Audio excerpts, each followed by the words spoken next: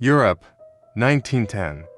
Ever since the Holy Roman Empire, there has been dispute over Alsace-Lorraine. In 1871, the German Empire had annexed the region. Now, war was almost inevitable, and the French knew it. France saw this war as an opportunity to take back the region, get revenge for the humiliation, and to make sure nothing like this would ever happen again. The Eagle, meanwhile, saw war as an opportunity to defeat its enemy France once and for all, to assert its power and to go unchallenged in Europe. In the beginning of the war, everything seemed to be in favor of the Germans. They had almost fully occupied Belgium, moved into parts of France, and the Eastern Front was going towards Moscow and St. Petersburg, which had been renamed to Petrograd. But they eventually lost, mostly due to failure of their generals and the incompetence of the Austro-Hungarian generals, as well as the United States supporting France and Great Britain. Especially France pushed for a harsh treaty, a too harsh treaty in the eyes of the Germans and the United States. But the Germans were not the only ones who were unhappy with the peace conditions. Italy had been promised vast amounts of land if they entered the war, but they only received parts of it, which made them feel cheated by their allies. Both nations felt a disdain towards France and Great Britain. The lives of Germans, especially in the Rhineland and Moselland, were miserable as they had hyperinflation, caused by the war reparations, and an inexperienced government that didn't know how to handle most issues properly. In August 1922, Benito Mussolini commenced his march on Rome, which resulted in him becoming Prime Minister of Italy.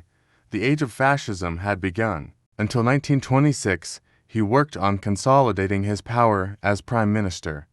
On 3rd of January 1925, he had gained complete control of Italy. Dictatorship. 6 years prior, a certain Austrian had become the leader of the DAP in Germany and renamed it to NSDAP. This man was Adolf Hitler. NSDAP stood for National Socialist Workers' Party. He changed the party's symbol to the Hakenkreuz, known as swastika in English. He brought the party to extreme anti-Semitism, and he was aiming for dictatorship, and often let himself get inspired by Mussolini. But the NSDAP was unpopular. What he would need was a disaster. Then, disaster struck. On the 24th of October, 1929, the stock market crashed.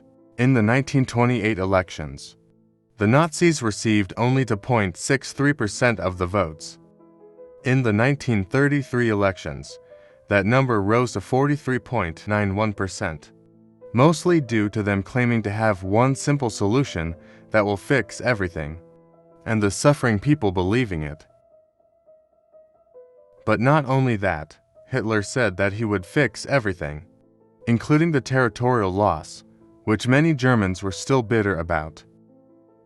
Over the course of the year, Hitler and his party would continue to frame other parties for things, such as the Reichstag being lit on fire. This led to most parties being banned and the NSDAP gaining the ability to do whatever they want. Now, we have to fascist dictators. They and their population hate the Allies and both are bitter about the peace treaties. Get ready for war. But first, let's get back to 1934 and the Treaty of Versailles. The Treaty of Versailles was a harsh treaty after World War I, imposed on the German Empire. I mentioned earlier that it cost the Germans territory and money. But not only that. The French army would occupy the Rhineland and Moselland. The German army, the Reichswehr, could only have 7 divisions of infantry, 3 divisions of cavalry, at maximum 100,000 soldiers and 4,000 officers and other personnel. The general staff was to be dissolved. The amount of administration personnel in the Ministry of War was included in the 4,000, and must not exceed 300. The police force was to be limited.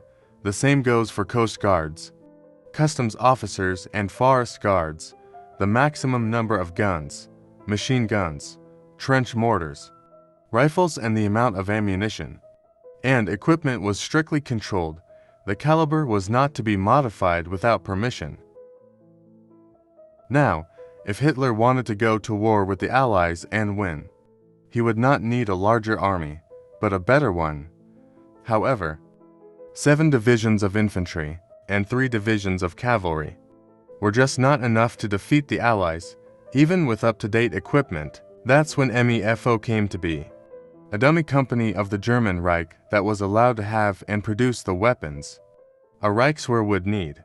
Then, in 1935, he reintroduced conscription, making this rearmament open to the international community.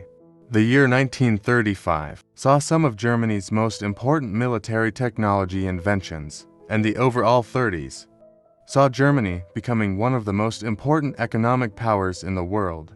Mussolini meanwhile failed to make Italy an economic powerhouse, and continuously had internal fights for power while Hitler stood almost unchallenged in Germany. And last but not least, the Soviet Union and Stalin. Stalin had worked from Lenin's death in 1924 on to manifest his power in the Soviet Union, and in 1927 he had removed any limits to his power. From 1929 on, he had himself get called Вождь. which directly translates to leader. And to give this more of a meaning, the German translation is Führer.